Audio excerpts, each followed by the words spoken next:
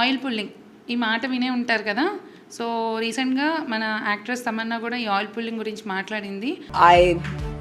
Last year I think a big change I made was oil pulling, which is another ancient Ayurvedic practice. అసలు ఏంటి oil pulling, ఆయుర్వేదిక్లో ఏం చెప్పారు దీని గురించి తెలుసుకుందాం. నేను మీ doctor Shweta, MD Ayurveda, Shreshta multi speciality ayurvedic hospital Vijayawada. Oil pulling అంటే ఆయుర్వేదిక్లో గండుష అంటారు. అంటే ఏంటంటే ఒక ఆయిల్ని మనం పుక్కిట్లో పెట్టుకుని ఉంచుకోవడం అనమాట. దీంట్లో 2 టైప్స్ ఉంటాయి, గండూష, కవల అని.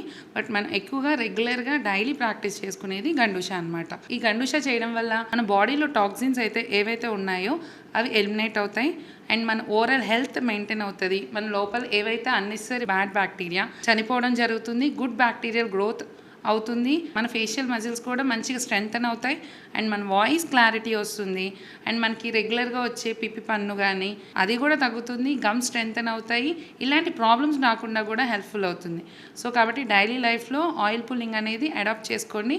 ఎక్కువగా దీనికోసం నువ్వుల నూనె వాడండి, చాలా మంచి బెనిఫిట్స్ ఉంటాయి. మరిన్ని వీడియోస్ కోసం ఈ పేజ్ని ఫాలో అవ్వండి, లైక్ చేయండి. ఇంకేమైనా డౌట్స్ ఉంటే కామెంట్ చేయండి.